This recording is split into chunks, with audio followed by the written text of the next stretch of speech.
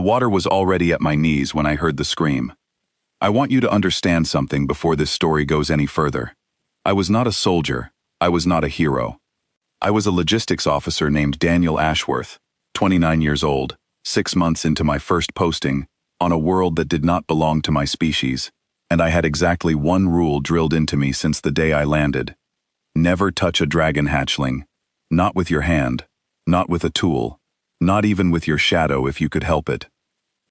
I broke that rule in less than 5 seconds, and everything that happened after started right there, in a flooding trench, in the middle of the worst storm I had ever seen. Let me back up just far enough for you to understand why that moment mattered so much, because the story moves fast from here, and I will not slow it down again.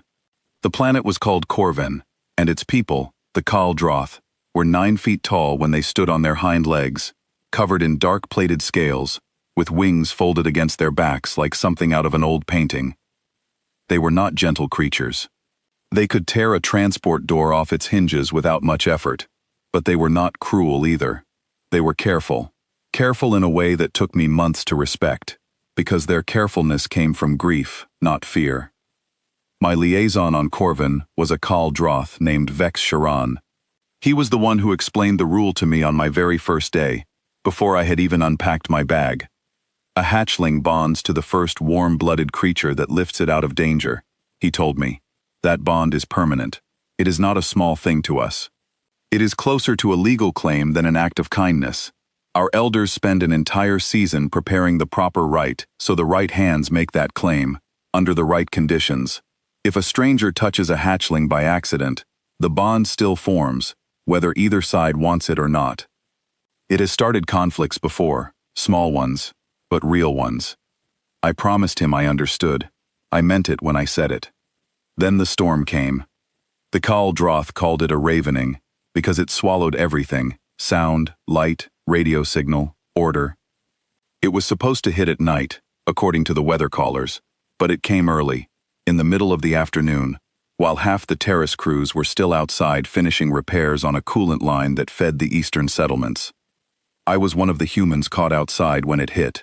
Wind slammed into the terrace like a wall falling over. Rain came down so hard it felt like gravel hitting my skin. I was running for the nearest shelter stanchion with my head down when I heard it.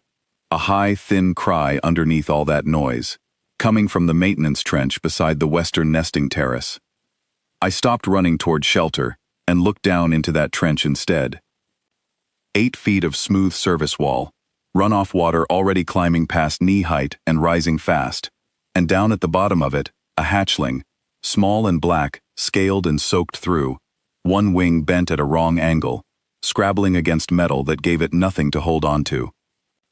It must have fallen from the nest above when the wind tore the netting loose. I looked up toward the terrace edge and saw the mother. I am fairly sure it was the mother, judging by the frantic color pulsing down her throat. She was pressed against some invisible line at the edge of the terrace, wings half spread, straining forward, and going no further. I did not understand it in that moment. I only understood that she was screaming a sound I had no translation for, watching the water rise around her child, and she was not moving. There were 4 adult Kaldroth on that terrace with me, elders, engineers, warriors who could have crossed that trench in one leap. Every single one of them stood at that invisible line and did not cross it. Not from fear, from law. From centuries of consequence I did not understand and did not have time to learn in that moment. I want to tell you I thought it through. I want to tell you there was a careful weighing of diplomatic risk against the value of a single life. There was not. There was rising water and a small thing screaming, and my legs were already moving before my mind finished catching up, the same way your body moves when you see a child step off a curb into traffic without thinking about who is driving. I dropped into that trench. Cold water hit my chest like a slap. The hatchling's claws raked across my forearm as I got both hands under its ribs and hauled it up out of the flood. And then everything went silent. Not quiet. Silent.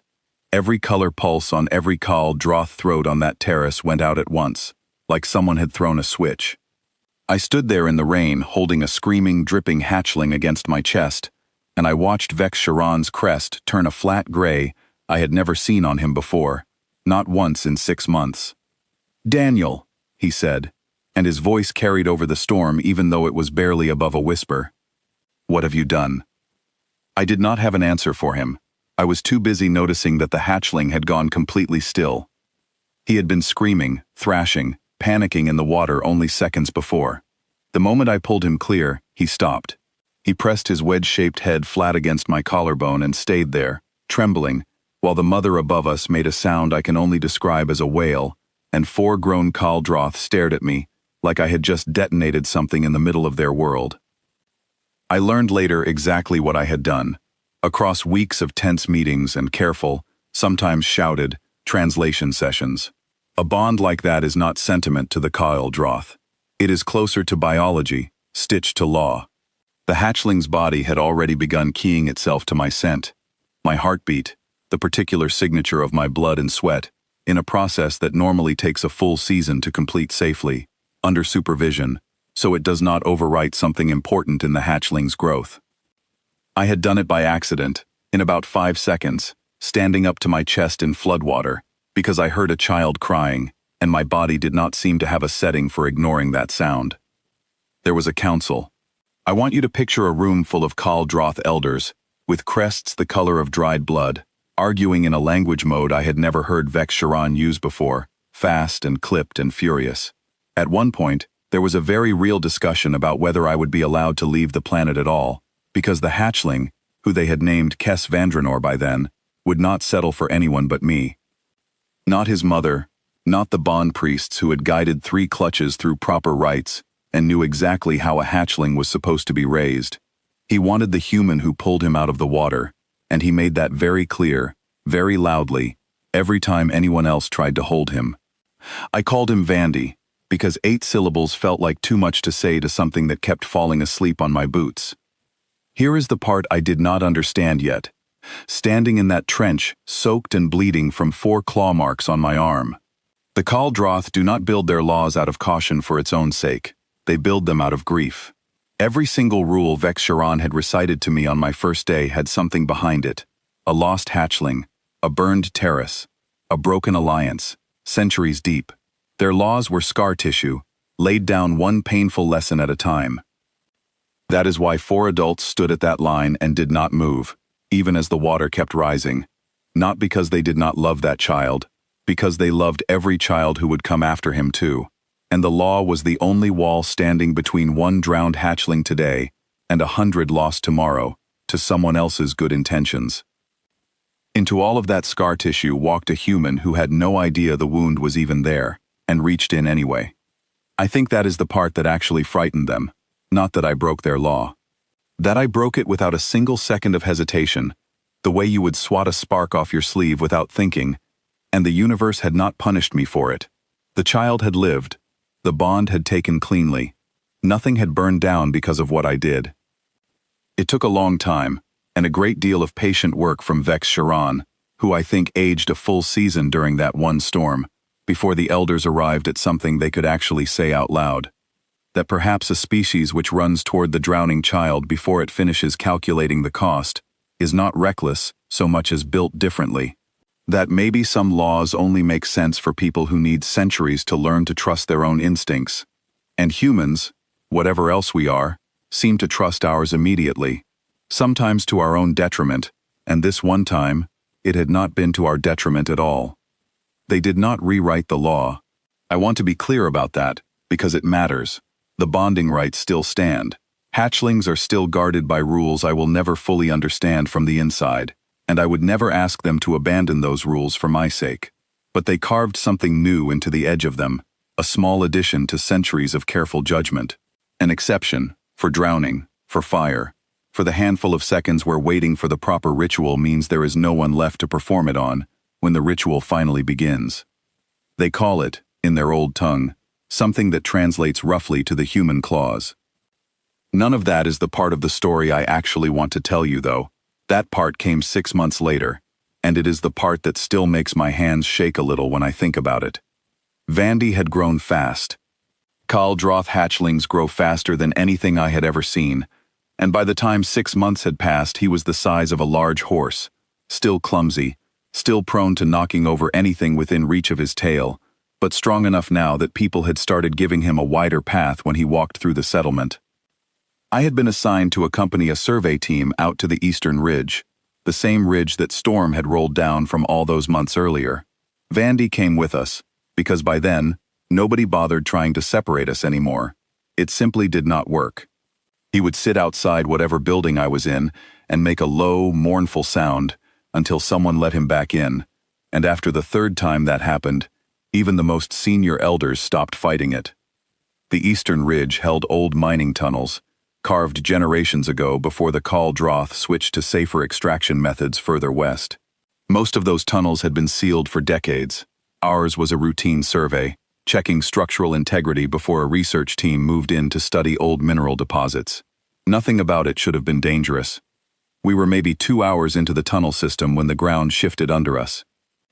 It was not an earthquake, not exactly. Vex Sharon later explained it as a settling collapse, something that happens when old support beams finally give way after decades of slow decay. Whatever the technical name for it was, the result was simple. The tunnel behind us folded in on itself in a wall of dust and broken stone, and the tunnel ahead of us did the same thing about 30 seconds later, sealing 4 of us, myself, 2 cardinal surveyors named Corin and Hala, and Vandy, inside a space that had not seen daylight in decades and now had no way out. The air was thick with dust. My ears were ringing.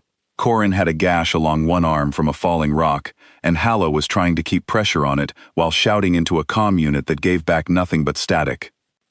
Vandy was pressed against my side so hard I nearly lost my footing, his whole body trembling, making a low sound I had never heard from him before, somewhere between a growl and a whimper. "We do not have much air in here," Corin said, once the dust had settled enough for us to see each other's faces. "Maybe 6 hours, if we stay calm and do not exert ourselves. The comm signal cannot reach through this much rock. Nobody knows exactly where we are inside this tunnel system, and even if they did, digging us out could take longer than 6 hours." I remember the silence that followed that sentence.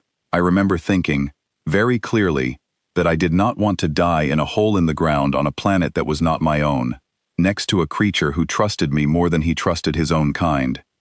Then I remembered something Vex Sharon had told me months earlier, almost as an afterthought, back when he was still trying to teach me everything he thought I needed to know about his people. "Hatchlings can sense open air through solid rock," he had said.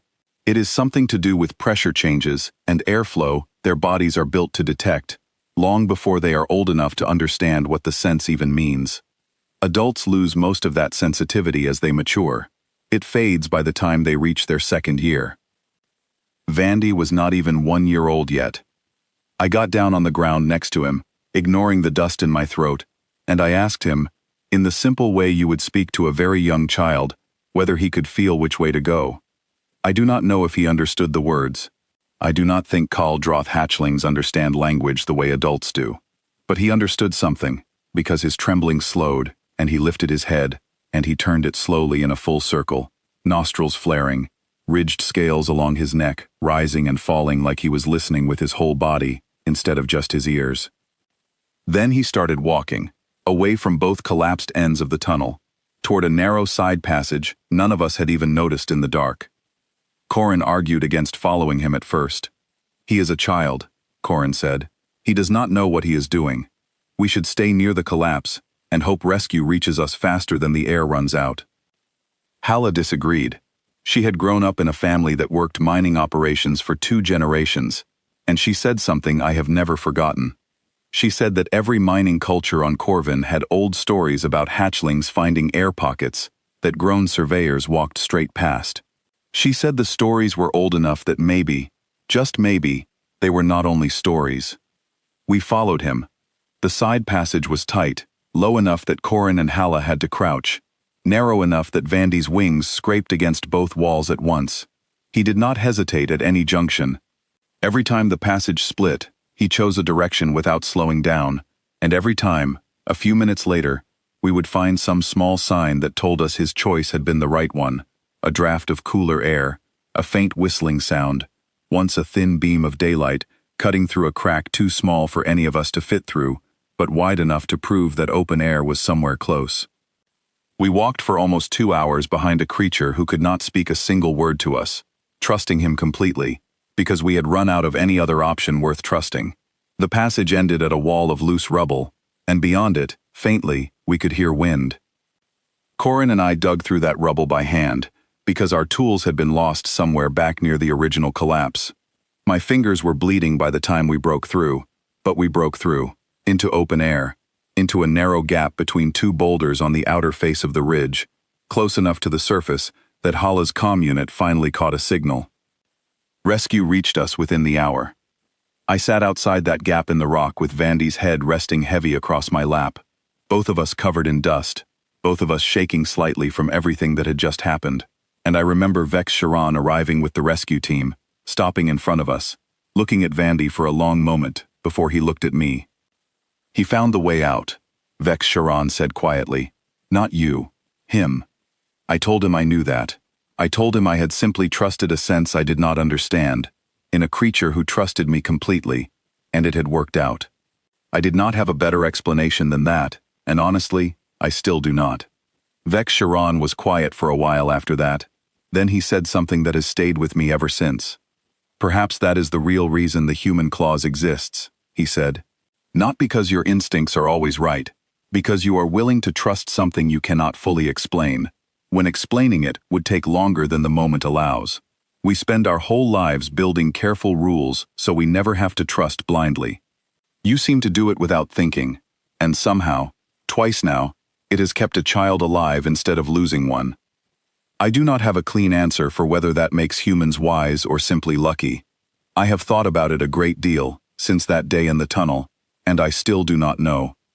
What I do know is that Vandy is enormous now, considerably bigger than me, and he still presses his head against my collarbone whenever something frightens him, which is a genuinely startling thing for a creature the size of a transport vehicle to do to a grown man standing in an open field. Every new liaison who arrives on Corvin still gets the same warning I received on my very first day, before they have even unpacked their bags. Vex Sharon still says it word for word, as far as I can tell. "Whatever you do, however small, however helpless it looks, you do not touch a hatchling."